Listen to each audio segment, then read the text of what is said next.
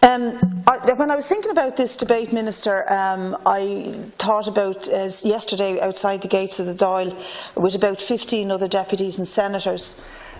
We conducted a sort of a publicity issue around repeal the 8th Amendment to highlight an aspect of how the 8th Amendment impacts on a certain cohort of women worse than others, and that cohort were poorer women and women in direct provision. And of course most people would interpret that as you're talking about part-time workers, cleaners, people who work in hotels, waitresses, just people who generally earn less or don't earn anything at all, or dependent on social protection, who'd be impacted the most. But actually, when I looked at the report that the department produced in relation to the pay of public sector workers, it's quite astonishing that you are admitting that 60,000 workers are impacted by the discrimination and the low pay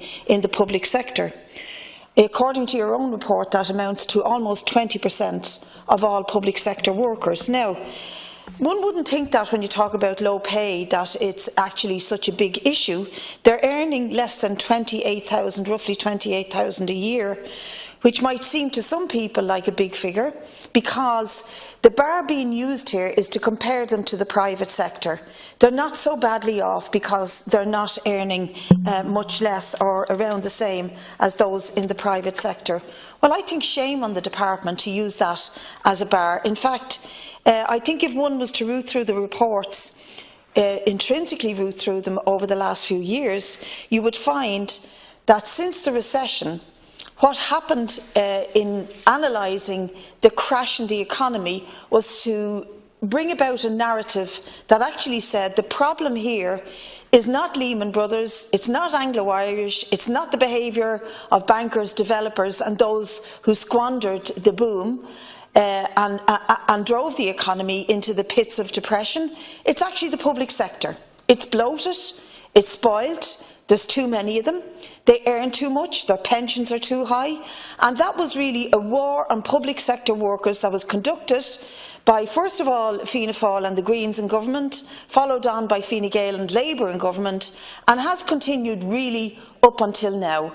And I think unless Minister Paschal Donohoe makes a commitment that he is going to absolutely abolish FEMPI and reinstate the pay levels of public sector workers to what they have originally been, then all he is saying to us in this House is, I'm winding down, and I'm really tired of listening to him saying I'm winding down FEMPI and things will happen gradually. It's a bit like a robber coming into your house, consistently coming into your house, robbing you, and each time robbing a bit less and saying, I'm winding down whole-scale burglary on you, because what has happened here is that the pay and the conditions of public sector workers have been raided to bail out the sins of the bankers and the developers, like I've said.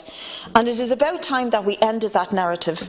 But when you look at these reports, what you really get a glimpse of is that the whole-scale attempt to wind down pay and conditions of public sector workers was, as we had predicted at the time, adopted as a model by the private sector.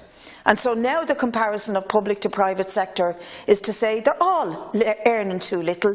They all can barely manage on the salaries they get because there's increasing costs of rent, the increasing costs of childcare, the increasing inability to be able to afford to buy one's own home, leaves people like nurses, teachers, sometimes doctors, people in the defence forces in the position where they feel totally under pressure and sometimes ashamed that they can't afford to rent or buy property to the standard that would be required of them as public sector workers or would be expected of them.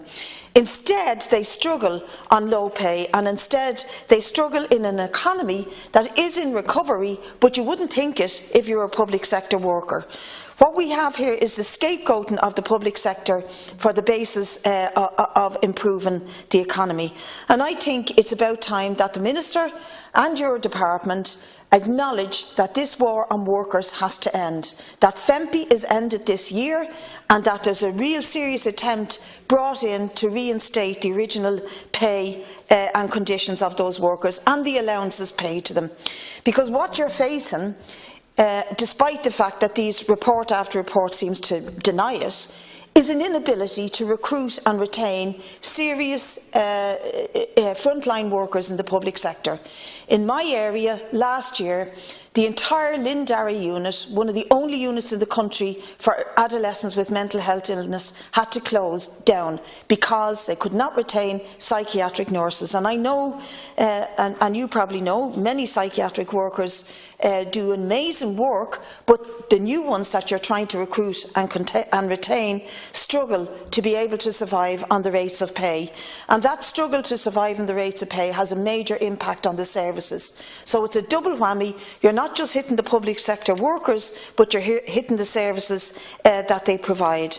So, Minister, in conclusion, I want to extend to all the teachers, the nurses, the defence forces, the public sector workers out there who feel they're being robbed, that they're not being paid enough, that they have to work an extra shift for nothing, that they're being treated differently, treated unequally compared to their colleagues. I want to agree with them totally, and to say to them that they must keep up the pressure on the government to have it ended. And by next month, we're hitting June again. By next month, Paschal Donohoe will have to stand in front of us and justify the continuation of the longest living piece of emergency legislation in this state. The FEMPI legislation is ridiculously inappropriate now that the economy is in full growth, in recovery, and boasts about the same quite frequently.